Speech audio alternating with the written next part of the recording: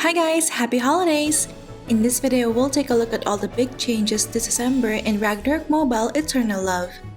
This includes the arrival of the new Nidhogg class, new LARVA COLLAB event, class balance adjustment, and a number of adjustments and optimizations. These changes will be implemented in C, Global, and EU servers after the major patch update this week. Alright, without further ado, let's begin. First up, we have the arrival of the new Nidhogg hero class. Nidhogg is an offensive support hero that can buff, heal, resurrect, and save her teammates from death while also dishing out magic damage that can debuff enemies. If you want to know more about the skills and support build of Nidhogg, I'll have my ultimate support Nidhogg build guide linked in the description box below. There will also be a new series of Hero Feathers growth quests that can be accepted once you've unlocked the Nidhogg class. Completing each quest will grant exclusive weapon skins and wings. Up next, we have the LARVA COLLAB event from December 24 to January 25. This fun new event will feature various larva-themed daily activities and a gachapon machine where you can draw exclusive larva fashion items. Up next, we have another round of class balance adjustment which will improve the performance of some classes. For classes that use arrows such as hunters, performers, and rogues, there will be 4 new types of arrows that can be bought from the item merchant NPC. First is the invisible arrow, which converts your attack to ghost element, giving an elemental advantage against ghost element MVPs such as Soul Player, Sea Spirit Totem, and Late King's Chess Knights, and against players wearing Ghost Ring card in their armor. This will also allow your attacks to penetrate the white barrier skill of Arcane Masters and Slayers and the Soul of Wizard skill of Soul Binders. Second is the Phantom Arrow, which converts your attack to Dark Element, giving an elemental advantage against Holy Element MVPs such as Seed of Yggdrasil and Pakarani, and against players wearing Angeling card in their armor.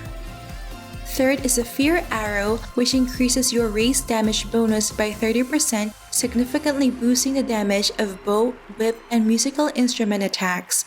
It also synergizes with elemental converters, so you won't need to use fire, wind, stone, and crystal arrows anymore. And last is the Phoenix Feather Arrow, which increases your attack range and casting range by 30%, so it can help reach the backline in PvP and GVG. Fear Arrow and Phoenix Feather Arrow are priced at 300 Zenny each, so it might not be cost effective to use these arrows for farming. Aside from these new arrows, there's another buff to hunters wherein their improved concentration passive skill has an additional effect that boosts their auto attack damage by 30% at max level if they do not move within 2 seconds. For ninjas, the Flowing Blade build has been buffed once again. First, the element of the Shadow Warrior passive skill is no longer limited to neutral and now follows your attack attributes. Second, each attack of Shadow Clones will now increase your own physical penetration by 10%, which lasts for 3 seconds and can stack up to 3 times. And third, Hidden Shadow has an additional effect wherein there's a 50% chance to automatically use Ninja 1000 Shadows while auto-attacking if there's no Shadow Clone. Will these changes be enough for AA ninjas to shine in today's meta? For Wizards and Slayers, the Allied passive has been revamped wherein the HP loss is no longer treated as burn status, so burn chance, duration, and resist stats no longer affected. Its magic attack multiplier has also been increased from 25% to 100% and can now stack up to 10 times. Another buff specific to Arcane Masters is that your auto attacks can now trigger the self-pen increase effect from the unlimited passive skill. However, I don't think these changes will be enough to make the AA build of Wizards great again. For Assassins, a new debuff skill has been added in the T2 skill tree called Full Black Claw, which can be upgraded to level 10. At max level, the affected enemy will receive 30% more damage from Poison Element and 150% more damage from auto attacks. It can only be casted on an enemy whose HP is below 60% and it cannot be dispelled. In addition, Assassination Halo and Sonic Acceleration have additional effects. For Assassination Halo, every 1 point of crit will increase his own AA attack by 10 points. While for Sonic Acceleration, there will be a 15% chance to auto-trigger Sonic Blow when doing normal attacks. So I guess these changes are aimed to increase the effectiveness of Blade Soul's AA build in small-scale PvP. Up next, we have several optimizations to the enchantment function. First is the addition of the Enchantment Attribute Upgrade function, which aims to boost the stats of enchants with unlocked level 3 or 4 4th line effect. To use this function, just put an equipment with a level 3 or 4 4th line effect and tap the button to upgrade a stat line with the lowest percentage value. Each upgrade consumes a certain amount of more gold coins and zenny. Second, we have the addition of the Enchantment Attribute Reset function, which aims to re-randomize the third attribute of enchants with unlocked level 3 or 4 4th line effect. To use this function, just put an equipment with a level 3 or 4 4th line effect and tap the button to reset the third attribute and its value. Each reset consumes a certain amount of enchantment crystallization. Third, we have the addition of the Enchantment Lock Attribute function, which aims to lock the attribute that does not form the combo for the 4th line effect. To use this function, just put an equipment with any level of 4th line effect and tap the lock icon of the attribute that does not form the combo for the 4th line effect. This will consume an entry ticket, enchantment crystallization, and the corresponding enchanting materials and zenny cost. Fourth, the save function for 10 consecutive enchantment has been optimized, wherein the unsaved attributes will remain on the interface when you close and open it again. And lastly, there are new ways to obtain more gold coins and enchantment crystallization. The assistant's weekly task will now grant 12 more gold coins per week, 6 from clearing Battle of Cake and another 6 from clearing Oracle Dungeon. You can also purchase 1 enchantment crystallization per week from the assistant medal shop. More gold coins and enchantment crystallization can also be obtained by purchasing the premium enchant gift box every week. And if you're planning on topping up BCC weekly to buy gift boxes, I suggest using a fast and reliable service for getting discounted BCC via Smile.One. Smile.One is an international game top-up center that has partnered with hundreds of game developers including Ragnarok Mobile, allowing them to offer BCC and monthly premium at a lower cost than what is charged in-game. Topping up from Smile.One's website is extremely easy. Just click the link below, select your country and server, enter your character ID, choose the package you want, and then pay via one of the available payment partners. Here in the Philippines, I can simply pay online via GCash and receive the BCC instantly.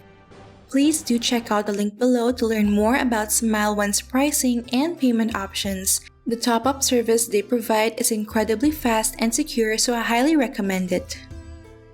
Up next, we have optimizations to the King Pouring function. First, the card reroll function now supports batch reroll, so you can now do up to 50 rerolls at a time. Second, card crafting has new advanced sorting function, which will display unowned and craftable cards first. Third, card decomposition has a new filter function and add all selection function. And lastly, Fate Synthesis now supports batch synthesis, so you can now do multiple Nolan rolls at a time.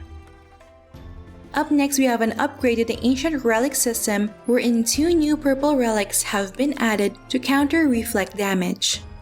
Crystallization Armor is used for ignoring physical reflect damage, while Secret Cloak is used for ignoring magic reflect damage. In addition, the Year Necklace Relic's special effect has been buffed, wherein the strip chance of own equipment is reduced by 75% instead of just 50% previously. Up next, we have some optimizations related to PvE instances.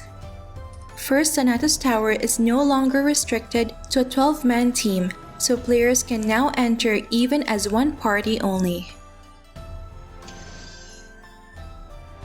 And second, the difficulty of the following dungeons has been reduced to better suit the ability of new players. Up next, we have an adjustment to the combat mechanics of Field MVP Taogunka. First, its damage reduction prior to casting Fallen Stone skill is raised from 80% to 99%. And second, it has a new skill called Ground Evasion, which will be casted when its HP drops to a certain amount.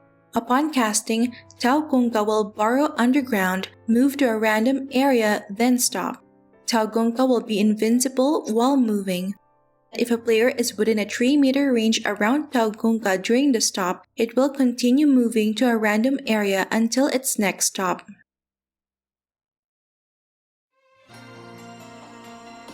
Once it stops moving, it will return above ground and continue to fight.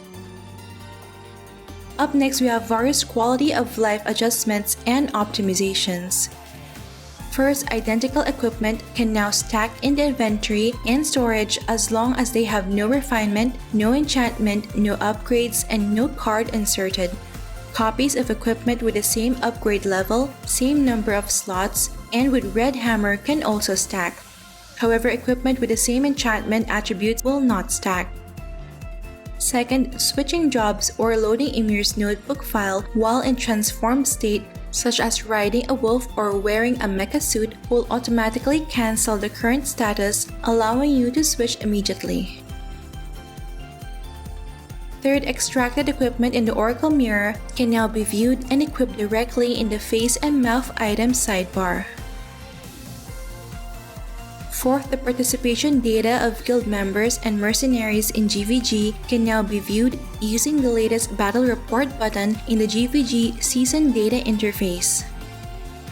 Fifth, the probability that some attacks cannot cause damage when the target is moving has been optimized.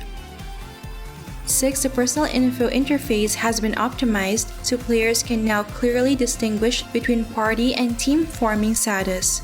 The position of buttons has also been rearranged according to the most commonly used function.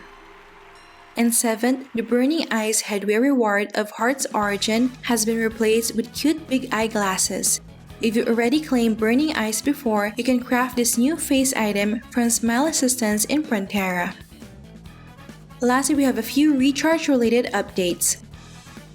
First, there will be a Rapid Growth Gift Pack Nidhogg priced at 198 BCC and will be available for purchase until January 21. It can only be opened after you've unlocked the Nidhogg class, and opening it grants the following rewards that will help kickstart your Nidhogg character.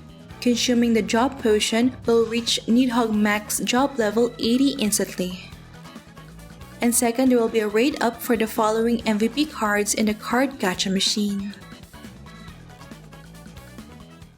So those are all the changes coming in the December 2022 patch update for RO 2.0.